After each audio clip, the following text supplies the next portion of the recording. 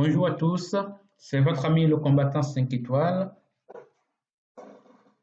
Je fais cette nouvelle vidéo pour vous présenter, comme je l'avais promis dans ma précédente vidéo, sur les changements de statut, l'autorisation provisoire de séjour.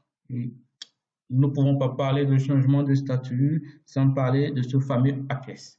Donc l'objet de cette vidéo. Et donc dans cette présentation, il s'agit principalement de l'APS concernant les étudiants en fin de formation. Je ne parlerai pas des cas de demande d'asile ni des cas de soins. Donc nous partirons sur l'autorisation provisoire pour les étudiants étrangers. Donc, si c'est pour la première fois, vous nous suivez. Si c'est pour la première fois, vous êtes sur notre chaîne, n'hésitez donc pas à activer tout simplement, à vous abonner et activer la petite cloche. Ça vous permettra d'être les premiers à pouvoir être informés de ces vidéos d'astuces et solutions que nous proposons pour faciliter l'intégration des étudiants étrangers et aussi en globalité des étrangers. Donc, sans plus tarder, j'aborderai très rapidement le sujet sur lequel nous allons travailler aujourd'hui. Alors, c'est quoi l'APS? L'APS n'est tout simplement qu'une autorisation provisoire de séjour, comme son nom l'indique. Donc, ça permet aux étudiants étrangers qui ont fini les études de pouvoir séjourner de façon exceptionnelle sur le territoire français afin de leur permettre de pouvoir compléter les études par une petite expérience ou éventuellement de créer une entreprise en relation avec leur formation. Donc, quand est-ce que je peux faire cette demande? Donc, la demande est faite pendant la validation, avant l'expiration de votre carte de séjour. Il est important de vous rappeler que cette demande peut être faite jusqu'au dernier jour de l'expiration du carte de séjour. Donc, la notion de 4 mois qui était valable il y a 4 ans, voire plus, n'est plus aujourd'hui valable. Donc, vous pouvez faire votre demande jusqu'à la fin de votre carte de séjour. L'idéal serait de faire la demande quelques jours avant, puisque les préfectures étant différentes et les démarches aussi étant aussi différentes, il est important de pouvoir anticiper. Donc, pour ceux qui souhaitent, par exemple, obtenir cet APS, il est important de le rappeler que pour pouvoir obtenir, il y a des conditions. Donc, ces conditions, c'est d'abord l'obtention de votre diplôme, plus spécifiquement le diplôme de master, et particulièrement et exceptionnellement pour certains pays, la licence professionnelle. Donc, les pièces à fournir, les pièces à fournir sont classiques, hein, le classique, donc votre passeport, et éventuellement pour certaines préfectures, exceptionnellement, demande d'extrait de la naissance, un justificatif de domicile, datant de moins de 3 mois, bien sûr, et des photos d'identité. Je vous conseillerais de partir avec 4 photos d'identité pour ne pas avoir des surprises. Un diplôme. Donc, pour le diplôme, généralement, quand les gens finissent les études, ils n'ont pas forcément la chance d'avoir le diplôme avant septembre ou même plus. La plupart des diplômes sont délivrés entre octobre et novembre. Donc, certaines préfectures acceptent une attestation de récidiviste du jury pour vous faciliter le changement de statut. Et donc, la démarche se fait à la préfecture de votre lieu de résidence. Vous allez, tout comme une demande de titre de séjour, vous allez remplir un formulaire et vous fournissez ces documents. Des fois, certaines préfectures donnent cet APS sur place, d'autres prennent le temps pour pouvoir le donner.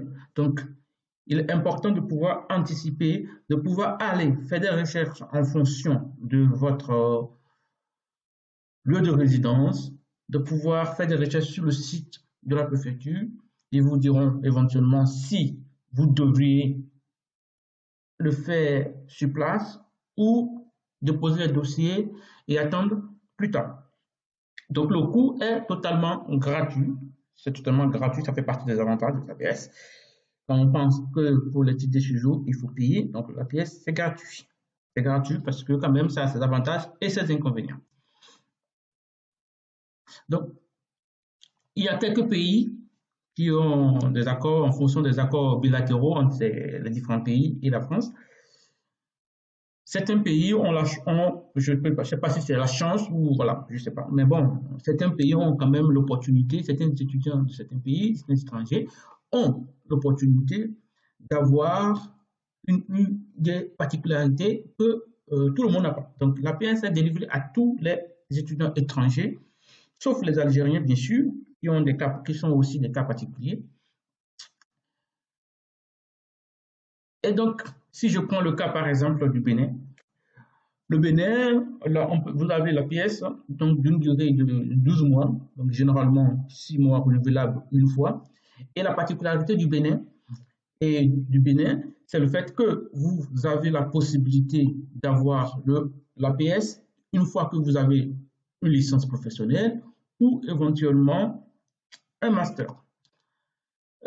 Mais il faut obligatoirement avoir ces deux diplômes en France. C'est là un peu, voilà, c'est normal, tout à fait normal aussi.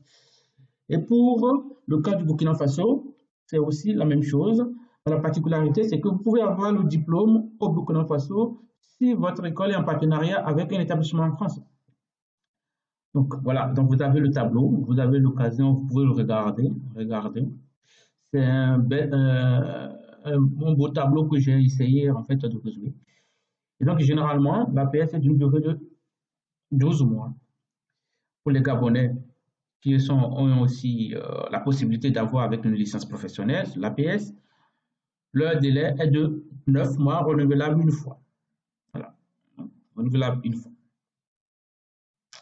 Donc, quels sont les avantages et les inconvénients de ce fameux APS? Parce que quand même, on parle de ça, ça quand même doit avoir des avantages et des inconvénients. Donc, l'avantage de l'APS, pendant la durée de validité de votre APS, vous avez la possibilité, comme quand vous étiez étudiant, de pouvoir travailler à titre accessoire 60% de la durée annuelle de travail. Donc, voilà. Donc, 60%, ce qui correspond à peu près à 964 quelques heures par an. Donc, ce qui correspond en globalité à 6 mois, pleins de travail. À 6 mois pleins, donc vous pouvez travailler pendant 6 mois pleins de travail. Donc, quels sont les avantages de ce fameux APS? Donc, une fois que vous avez l'APS, cela facilite la recherche d'emploi. Donc, ça facilite énormément la recherche d'emploi, puisqu'il y a énormément d'employeurs qui, chaque fois que vous allez à des entretiens, vous allez vous rendre compte, ils vous demandent est-ce que vous avez l'APS? Donc, quand vous leur dites non, ça leur fait un peu d'étude. Donc, je vous conseille vivement de pouvoir le prendre pour ceux qui souhaitent avoir une petite expérience après les études. Donc, cela facilite fortement la recherche d'emploi, surtout avec votre formation. Et l'autre avantage, c'est de commencer par travailler sans avoir premièrement obtenu une autorisation de travail, ce qui n'est pas le cas si vous faites directement le changement du statut d'étudiant à salarié.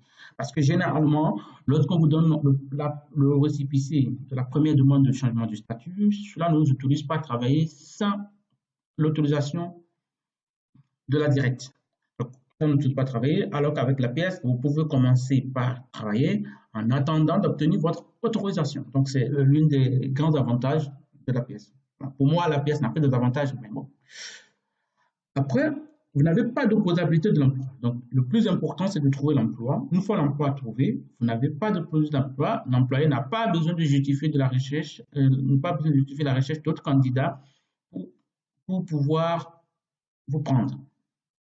Donc, cela facilite énormément le changement du statut, puisque une fois que vous avez la pièce, cela, c'est un peu comme si vous étiez comme un individu lambda français. La seule chose, c'est qu'il fallait passer par l'administration. Donc, ça vous facilite énormément les choses, ça simplifie énormément les démarches. Je vous conseille vivement de le prendre, puisque moi-même qui vous parle, je suis passé par là. Donc, tous les sujets dont je aborde aujourd'hui, c'est les sujets que je connais parfaitement, c'est les sujets dont j'ai été victime, donc je sais de quoi je vous parle, je vous le conseille vivement. Ensuite, de développer votre projet. Si par exemple vous avez envie de créer une entreprise, c'est vraiment intéressant. Ça permet voilà, de développer un projet de création d'entreprise, mais dans un domaine correspondant à votre formation. C'est-à-dire que je ne peux pas avoir un diplôme de génie civil et aller créer une entreprise, par exemple, je veux dire, voilà, dans la vente des tomates. Je peux créer une entreprise dans la vente des matériaux de construction, mais pas dans les ventes automatiques, par exemple. Donc, c'est un petit exemple, hein, mais bon, il y a certains petits qui peuvent éventuellement être tolérants et vous permettre d'obtenir ce que vous voulez. Voilà. Et vous avez également, pour finir, la possibilité de voyager en dehors de l'espace Schengen. Donc, ça veut dire que vous pouvez aller chez vous. Mais bon, l'idée, ce n'est pas d'aller chez vous, puisque vous avez un an d'instance de recherche d'emploi. Donc, chaque minute qui passe vous met en danger. Donc, ce qui nous aboutit, voilà, ce qui vous pousse à sortir de votre zone de confort, à vous surpasser et à garder le moral très haut pour pouvoir chercher de l'emploi. Toute chose portant la marque de son contraire, l'APS a également quelques inconvénients. Je ne dirais pas des inconvénients, mais c'est quelques inconvénients. Donc, une fois que vous obtenez l'APS, vous n'avez plus la possibilité de redevenir étudiant. C'est tout à fait normal. Ça, ce n'est pas vraiment le but de l'APS. L'APS, c'est pour vous permettre de trouver de l'emploi. Donc, je ne peux pas avoir envie d'avoir l'emploi et voilà, et de revenir devenir étudiant. Donc, ce n'est pas normal. Donc, comme le changement de statut étudiant salarié, avec l'APS, vous avez quand même un délai de 15 jours pour introduire votre changement de statut. Et l'inconvénient majeur que je trouve, c'est le stress constant. Le stress constant, voilà, je mets constant pendant constant, parce que c'est vraiment constant. Pendant constant. Alors, si vous n'avez pas de travail pendant la durée de validité de votre APS, alors vous êtes dans l'obligation de quitter le territoire français. Donc, quitter le territoire français, c'est une chose, mais éventuellement, on a de très bonnes nouvelles. Et ce qui fera l'objet de ma prochaine vidéo, ça va être quelles sont les possibilités pour ceux qui sont déjà hors de France de pouvoir revenir en ayant leur diplôme de master minimum. Et il est très important de vous rappeler que pour avoir l'APS, aussi, il faut faire très attention au diplôme que vous avez. Donc, ce n'est pas seulement le diplôme de master, il faut que ce diplôme soit reconnu.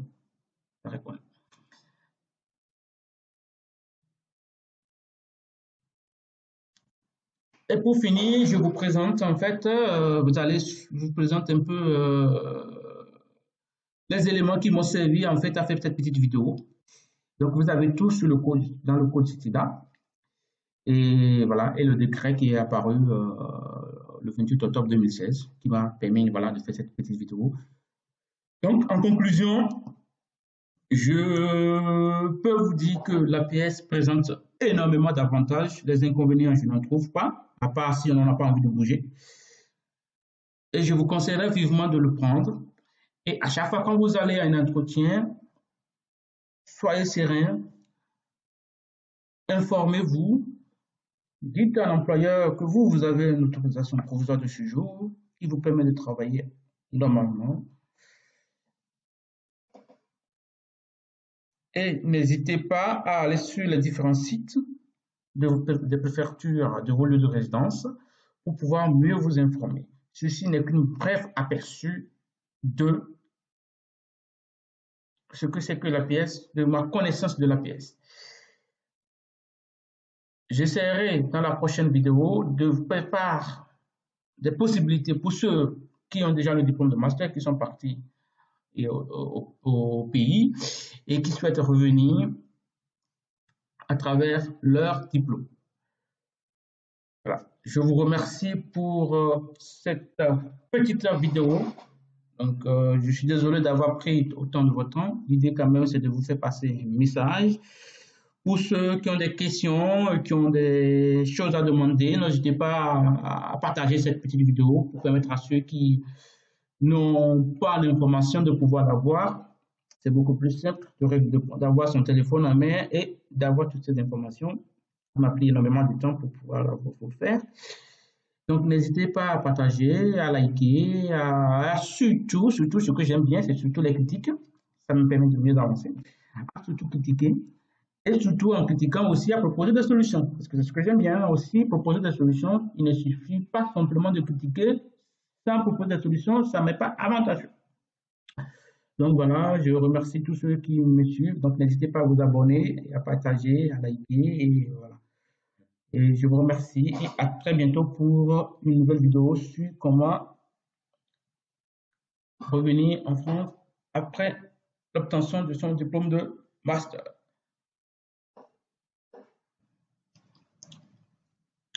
Salut à tous, c'est votre ami le combattant 5 étoiles. Aujourd'hui, je vais faire cette nouvelle vidéo pour vous parler d'un nouveau thème que j'avais déjà annoncé dans ma précédente vidéo sur l'autorisation provisoire de séjour pour les étudiants. Donc, de quoi s'agit-il? Il s'agit tout simplement de vous présenter en fait le nouveau titre de séjour, recherche d'emploi et création d'entreprise, qui remplace l'APS à partir du 1er mars 2019. Donc, si c'est pour la première fois que vous êtes sur notre chaîne, n'hésitez donc pas à vous abonner. Première étape importante, activez la petite cloche pour avoir les notifications éventuelles.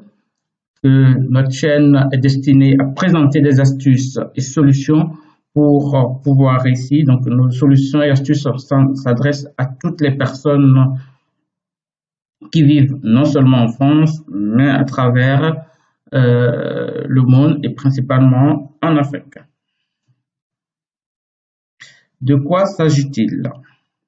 Donc, il s'agit d'une nouvelle carte qui remplacera l'APS, qui remplace déjà même, je vais dire, l'APS à partir du 1er mars 2019 et dont la mention est recherche d'emploi et création d'entreprise. La seule différence par rapport à l'APS, c'est que avant l'APS était comme un récépissé, un papier, et là ça va être une carte dont la validité est de 12 mois non renouvelable.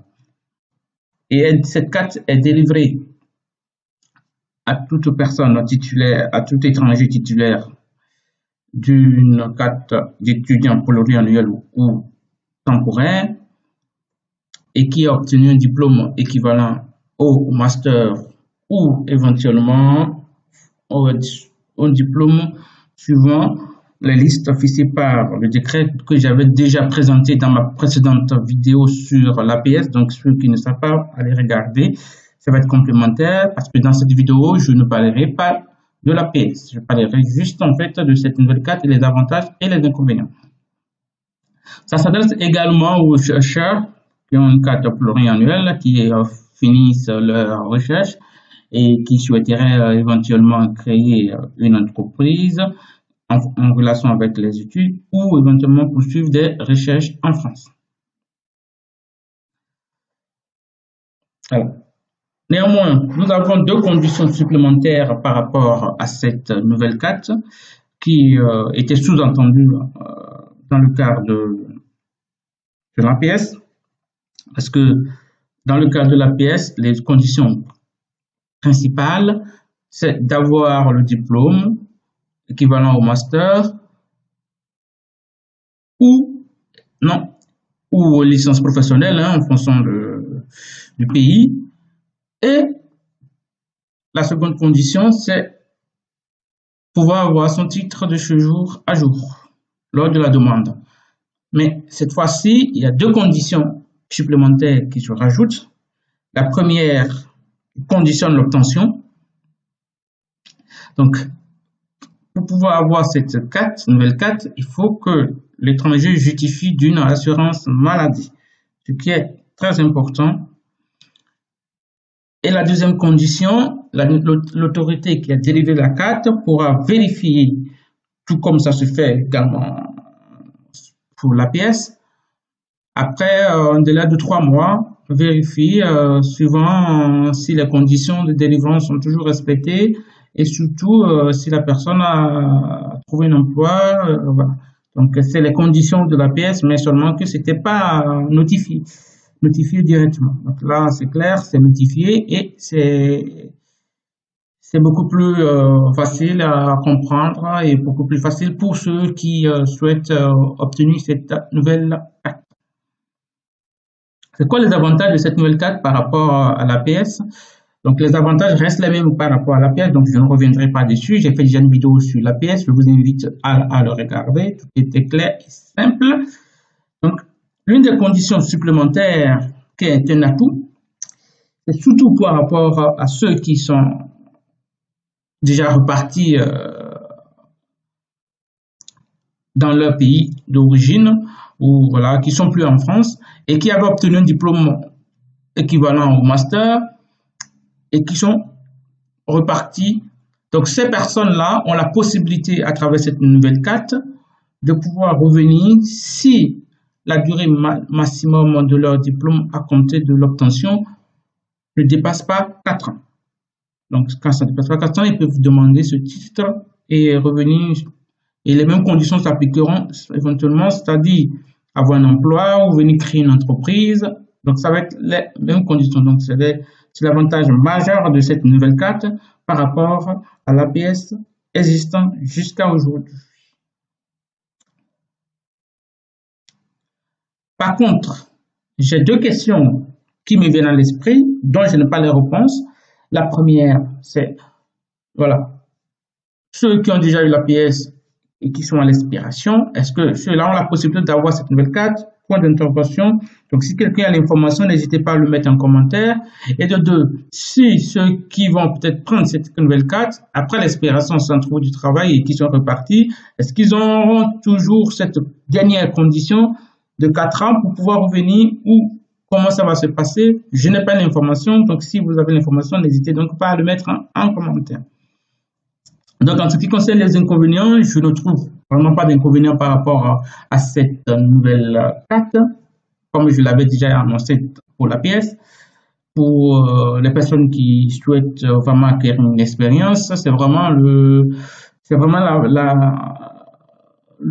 jackpot. Parce que voilà, vous avez plusieurs conditions, comme par exemple l'opposabilité, la recherche d'emploi, plein de conditions qui ne vous seront pas appliquées. Donc, c'est vraiment des avantages. C'est pour ça, ici, je ne présente pas d'inconvénients.